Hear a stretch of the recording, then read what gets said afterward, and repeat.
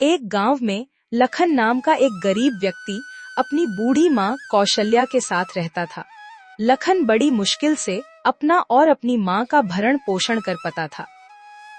एक दिन लखन जंगल से कुछ लकड़ियाँ लेकर अपने घर जाता है, तो रसोई में उसकी माँ रोटियां बना रही थी। अरे माँ, बहुत जोरों की भूख लगी है, जल्दी से खाना दे दो। जंगल में लकड़ी भी तो अब सिर्फ नाम की ही रह गई है। मुझे तो अब आगे की चिंता हो रही है। अगर आगे जंगल में लकड़ियां नहीं मिली तो तुम रोटी कैसे बनाओगी? अरे मेरे बेटा, तू इतनी चिंता मत कर। चलो पहले तुम खाना खा लो। बेचारा मेरा बेटा पूरे दिन काम ही करता रहता है। देखना, कोई ना कोई रास्ता जरूर निकल ही आएगा। फिर लखन खाना खाने लगता है।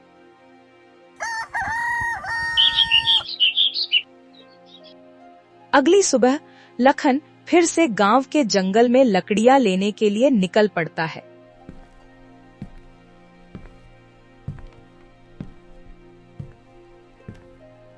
तभी उसे रास्ते में उस गांव के सरपंच जी मिलते हैं।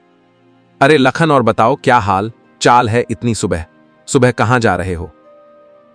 अरे सरपंच जी, जंगल में बस लकड़ियां ही लेने जा रहा था। अब आप तो जानते ही हैं, मुझे गरीब के घर तो चूल्हा ही जलता है। आपको कभी भी जरूरत पड़े तो बताइएगा। हाँ हाँ लखन, तुम अगर जंगल जा ही रहे हो तो मेरे लिए भी कुछ लकड़ियां ले आना, क्योंकि सर्दी शुरू हो ही नहीं है। इसीलिए जलाने की काम आएंगे, तो तुम ध्यान से मेरे घर पर कुछ लकड़ियां काट कर ले आना। ठीक है सरपंच जी, मैं लकड़ियां आपके घर ले आऊंगा। आप बिल्कुल भी चिंता मत कीजिए। इतना कहकर लखन लकड़ियां लेने के लिए जंगल के अंदर जाने लगता है।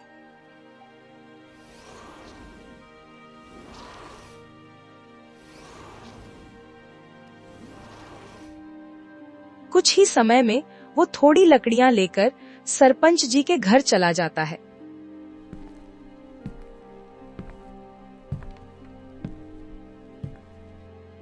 अरे आओ आओ लखन, आखिर तुम इतने जल्दी ले ही आए मेरे लिए लकड़ियां। हाँ सरपंच जी, ले आया। देखिए, इतनी लकड़ियां सर्दियों में जलाने के लिए ठीक रहेंगे ना? बहुत अच्छा किया लखन, तुमने इसे 1 महीना का तो काम आराम से चल ही जाएगा। उसके बाद में फिर तुम्हें घर आकर बता दूंगा। सरपंच जी, मेरी हालत आप तो अच्छे से जानते ही हैं। अब तो घर में भी अन्न का एक भी दान नहीं बचा। मुझे अपनी चिंता नहीं है, लेकिन मेरी बूढ़ी माँ, मैं उन्हें कैसे भूख रखूं? आप मुझे कुछ पैसे उधार दे दीजिए, ताकि मैं खाने का कुछ सामान घर ले जा सकूं। मैं आपको जल्द ही आपके पैसे लौटा दूंगा। अरे देखो लखन, मुझे पैसे देने में कोई दिक्कत नहीं है। मैं तुम्हें पैसे तो उधार दे दूंगा, लेकिन तुम याद रखना, मुझे मेरे पैसे ब्याज सहित वापस चाहिए। अगर तुम्हें स्वीकार है तो बताओ, मैं तुम्हें पैसे दे देता हूं। ठीक है सरपंच जी, जैसी आपकी इच्छा। अभी तो मुझे पैसों की बहुत जरूरत है, इसीलिए अभी आप मुझे पैसे दे दीजिए। उसके बाद सरपंच जी लखन को कुछ पैसे दे देते हैं और पैसों को लेकर लखन अपने घर आ जाता है।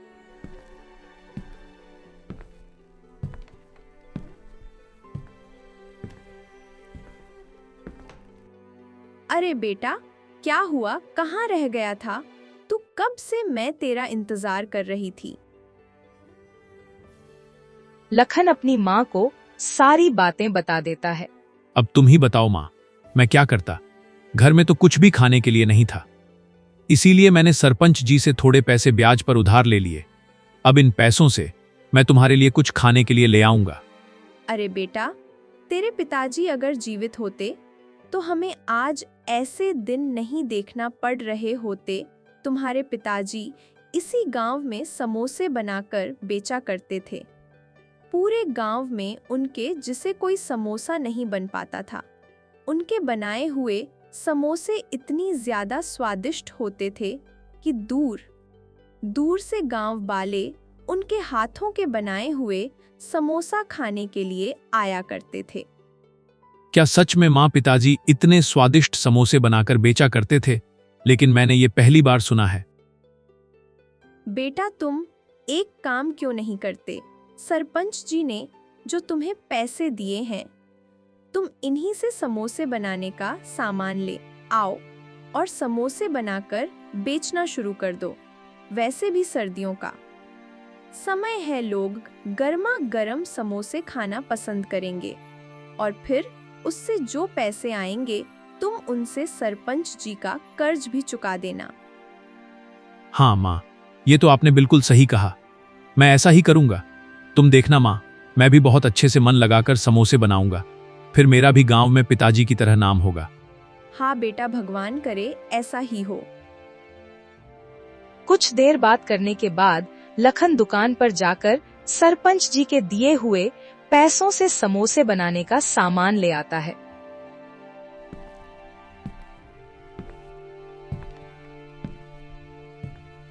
फिर वो घर आकर समोसे बनाने लगता है। उसकी बूढ़ी माँ भी उसकी सहायता करने लगती हैं। कुछ ही समय में सारे समोसे बनकर तैयार हो जाते हैं। देखो माँ, कितने सारे समोसे बन गए। अब मैं इन्हें जल्दी से बाजार में लेकर जाता हूँ। अच्छा ठीक है बेटा, आराम से जाना।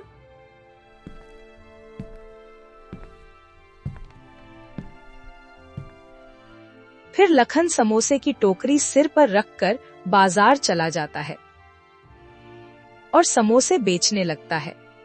समोसे ले लो, गर्मा गर्म समोसे ले लो। आओ भाई, सर्दियों में समोसे खाओ।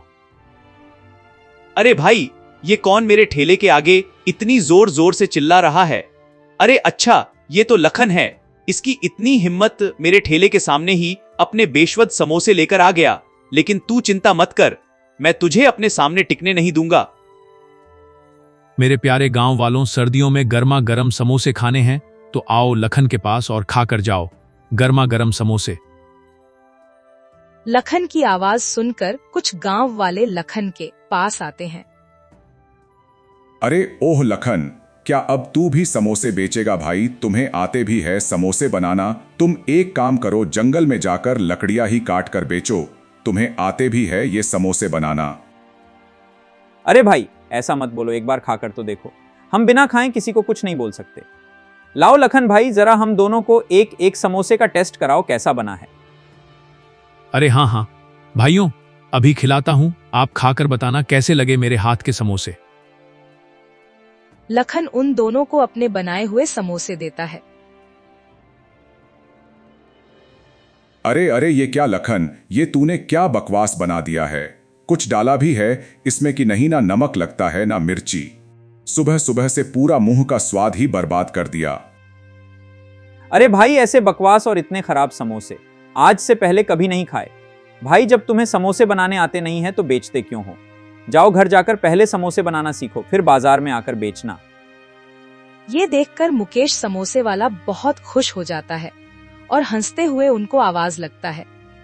अरे यहाँ आओ भाइयों, क्या आप लोग भी इस बेवकूफ के बनाए हुए चिंदी से समोसे खाने लगे? अरे आओ आओ, मेरे पास आओ और मजे ले जाओ। ये सुनकर वो दोनों मुकेश के पास चले जाते हैं।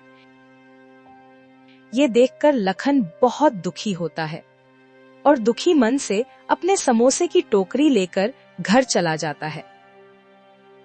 अरे आ गया बेटा, क्या हुआ? तुम्हारे बनाए हुए समोसे गांव वालों को पसंद आए कि नहीं? नहीं माँ, गांव वाले बोलते हैं मेरे बनाए हुए समोसों में मजा ही नहीं है। सेठ जी ने जितने भी पैसे दिए थे, उनका जितना हो सकता था मैं उतना समोसे बनाने का सामान ले आया था। अब बाकी की और सामग्री में कहां से लाऊं जिससे समोसे में स्वाद आ सके। अरे लखन बेटा, चिंता मत करो। देखना, तुम्हारी निष्ठा और लगन को देखकर भगवान जरूर कोई ना कोई रास्ता दिखाएंगे।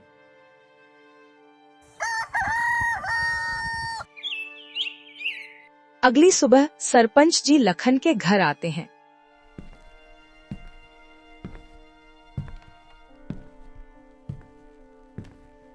अरे लखन, कहाँ हो? जल्दी बाहर आओ, मेरे पैसे लेकर कहाँ छुप गया है? सरपंच जी की आवाज सुनकर लखन और उसकी माँ घर के बाहर आते हैं। माफ कर दीजिए सरपंच जी, आपसे जो मैंने पैसे उधार लिए थे उनसे मैंने समोसे बनाकर बेचने का काम शुरू किया है, लेकिन मेरे बने हुए समोसे किसी ने अभी तक नहीं खरीदे हैं। सरपंच जी, जैसे ही मेरे पास पैसे होंगे मैं आपके पैसे लौटा दूंगा। देखो लखन, वो सब मैं नहीं जानता। तेरे बनाए हुए समोसे कोई खरीदे चाहे ना खरीदे, मुझे उससे क्या। मुझे तो मेरे पैसे अभी के अभी ब्याज सहित वापस चाहिए, नहीं तो अपना घर मुझे दे दे और चला जा। यहां से जब तेरे पास पैसे होंगे तब अपना घर ले जाना। आज से ये घर मेरा, अब चल निकल यहां से। नहीं नहीं सरपंच जी, ऐसा मत कीजिए। मुझे गरीब के पास यही तो एक सहारा है। मैं इतनी सर्दी में अपनी बूढ़ी मां को लेकर कहां जाऊंगा। अच्छा ठीक है, मैं तेरी बूढ़ी मां को देखते हुए दिनों का और समय देता हूं, लेकिन याद रखना, अगर तूने 10 दिनों के अंदर मेरे पैसे वापस वही किए तो मैं तुझे और तेरी बूढ़ी मां को धक्का मारकर घर से बाहर निकाल दूंगा और किसी की नहीं सुनूंगा। ठीक है, अभी के लिए तो मैं जा रहा हूं। ठीक है सरपंच जी, मैं आपको जल्द से जल्द आपके पैसे ब्याज सहित लौटा दूंगा। ये कहकर गुस्से में सरपंच जी वहां से चले जाते हैं, जिससे लखन और उसकी मां बहुत ज्यादा दुखी हो जाते हैं। फिर कुछ ही देर बाद लखन फिर से समोसे लेकर बेचने के लिए चला जाता है।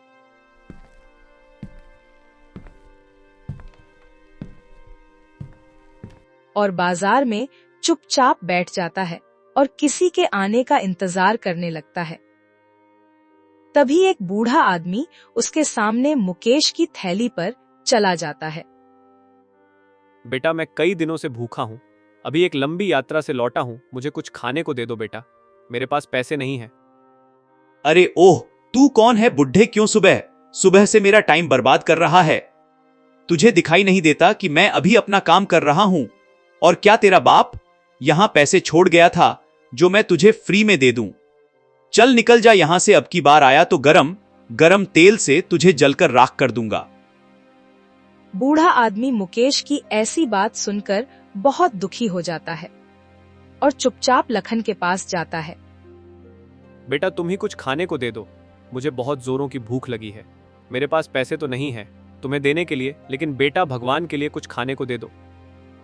अरे हाँ, क्यों नहीं दादाजी, मुझे आपसे कोई पैसे नहीं चाहिए। रुकिए, मैं आपको अपने बनाए हुए समोसे खिलाता हूं। वैसे भी मेरे बनाए हुए समोसे कोई लेता नहीं है, क्योंकि यह स्वादिष्ट नहीं है, इसीलिए आप ही इन्हें खाकर अपनी भूख मिटा दीजिए।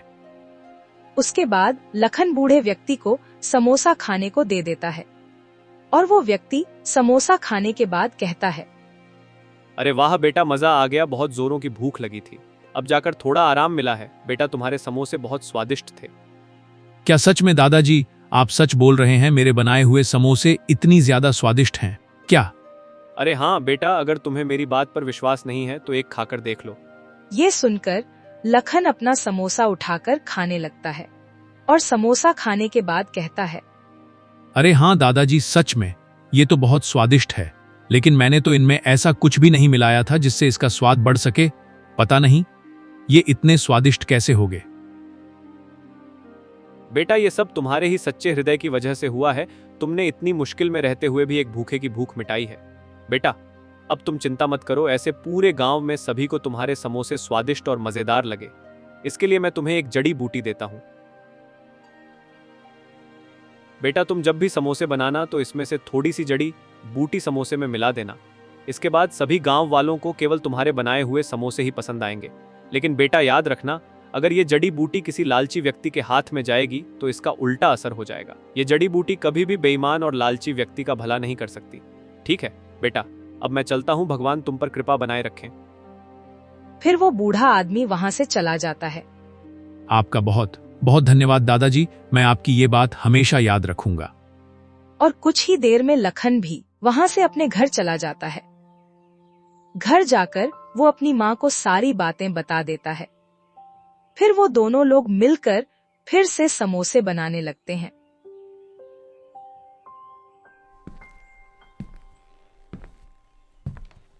लखन एक बार फिर से समोसे लेकर बाजार में जाता है और बूढ़े व्यक्ति की दी हुई जड़ी बूटी समोसे में मिला देता है। जड़ी बूटी मिलते ही लखन के समोसे से काफी अच्छी खुशबू आने लगती है। तभी कुछ लोग लखन के पास आते हैं। अरे ओ भाई, जरा अपने समोसे हमको खिलाओ, खुशबू तो बहुत अच्छी आ रही है। जल्दी करो भाई, हमसे तो रुक भी नहीं जा रहा है। हाँ हाँ भाइयों, क्यों नहीं रुको, अभी देता हूं अपने समोसे। लखन उन सबको समोसे देता है। फिर वो सभी लोग समोसे खाने लगते हैं। अरे वाह भाई, आखिर तुमने इनमें क्या डाला है और कैसे बनाए हैं? सच में मैंने इतने स्वादिष्ट समोसे आज से पहले कहीं नहीं खाए। भाई आज तो मजा ही आ गया, सच में बहुत मजा आ गया। अरे सच में लखन भैया, मजा आ गया। इतनी ठंड में तुम्हारे इतने गर्म गर्म और स्वादिष्ट समोसा खाकर तो सच में मजा ही आ गया। भाई एक काम करो, जरा मेरे घर के लिए भी 20 समोसे पैक कर दो। फिर थोड़ी ही देर में लखन के समोसे की खुशबू पूरे बाजार में फैल जाती है। देखते ही देखते लखन की दुकान पर काफी भीड़ लग जाती है और कुछ ही समय में उसके सारे समोसे बिक जाते हैं। अब लखन रोज समोसे बनाता और वही बाबा की जड़ी बूटी मिला देता, जिसके बाद लखन के समोसे पूरे गांव में सभी लोग बहुत स्वाद लेकर खाते। देखते ही देखते लखन अब अपनी एक बड़ी दुकान खोल लेता है।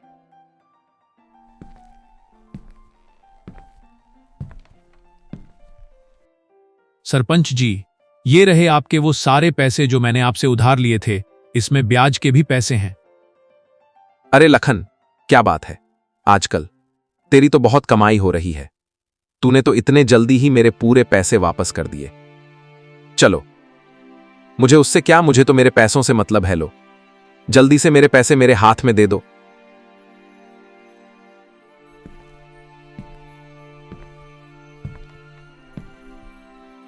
अब लखन और उसकी मां आराम से अपना जीवन व्यतीत कर रहे थे।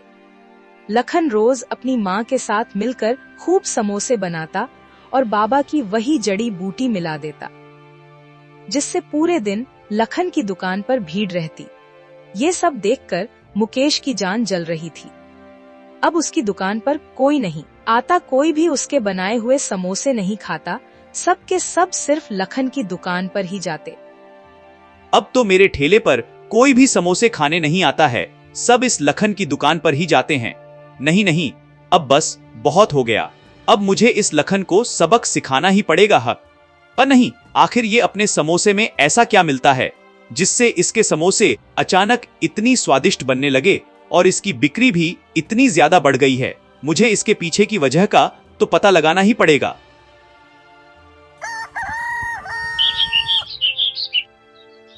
अगले दिन जब लखन अपने घर पर समोसे बनाकर बाबा की जड़ी बूटी मिल रहा था, तो ये सब चुपकर मुकेश देख लेता है।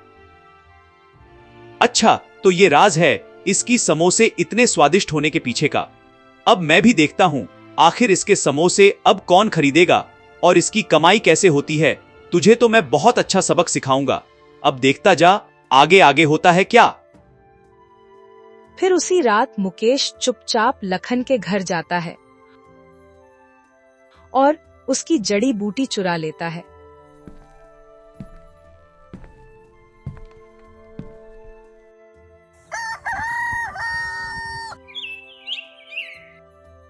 अगली सुबह जब लखन समोसे बनाने आता है तो उसे अपनी जड़ी बूटी कहीं नहीं दिखाई देती। अरे मेरी जड़ी बूटी कहाँ चली गई?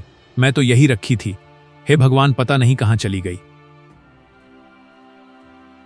अरे आज तो मेरे मजे ही आ जाएंगे। अपने बनाए हुए समोसे में लखन की उस जड़ी बूटी को मिलाकर बेचूंगा। फिर देखता हूं कैसे मेरे समोसे तेजी से कमाई करेंगे।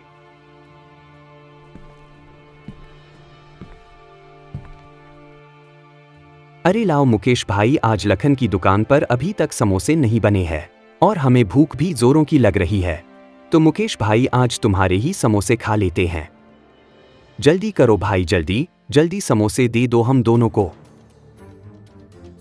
अरे क्यों नहीं भैया, बस 1 मिनट रुको। आज आपको ऐसे समोसे खिलाऊंगा कि उसका स्वाद आप जीवन भर कभी भी भूल नहीं पाओगे। तभी मुकेश से चुपचाप अपने बनाए हुए समोसे में वही जड़ी बूटी मिला देता है और मन ही मन खुश होते हुए सोचता है, अरे वाह मुकेश, आज तो तेरी कमाई दोगुनी होगी। इस जड़ी बूटी की शक्ति से सब मेरे पास ही आएंगे। समोसे खाने के लिए कितने सारे पैसे आएंगे। आज तो मेरे पास ये तो सोचकर ही इतनी खुशी हो रही है, तो जब ऐसा मेरी आंखों के सामने होगा तो कितनी खुशी होगी। एश जैसे ही उन दोनों को समोसे देता है तो समोसे खाते ही वो दोनों बेहोश होकर जमीन पर गिर जाते हैं।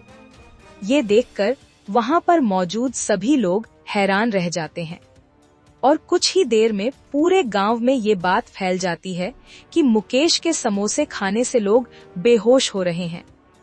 जरूर वो खराब सामान मिलकर समोसे बनाता है, इसी कारण उसकी दुकान पर अब कोई भी नहीं आता। अरे अरे ये क्या हो गया, सारे गांव वाले मुझे ही ढूंढ रहे हैं। जरूर ये सब इस जड़ी बूटी की वजह से हुआ है। मैंने तो अपने पैरों पर ही कुल्हाड़ी मार ली है इससे। अच्छा, तो मेरा पहले ही समोसे दिख जाया करते थे, अब तो मैं कभी भी इस गांव में समोसे नहीं बेच पाऊंगा। अब क्या होगा मेरा? हे भगवान, मुझे कोई रास्ता दिखाओ, मुझे क्षमा कर दो। लखन दूर खड़े मुकेश की ये सारी बातें सुन रहा था। अच्छा, तो वो जड़ी बूटी इस मुकेश में चुराई थी, लेकिन ये मुकेश ये नहीं जानता था कि अगर उस जड़ी बूटी का कोई दुरुपयोग करेगा तो इतना ज्यादा हानिकारक फल देगी। वो जड़ी बूटी ये सब मुकेश की लालच करने की वजह से हुआ है।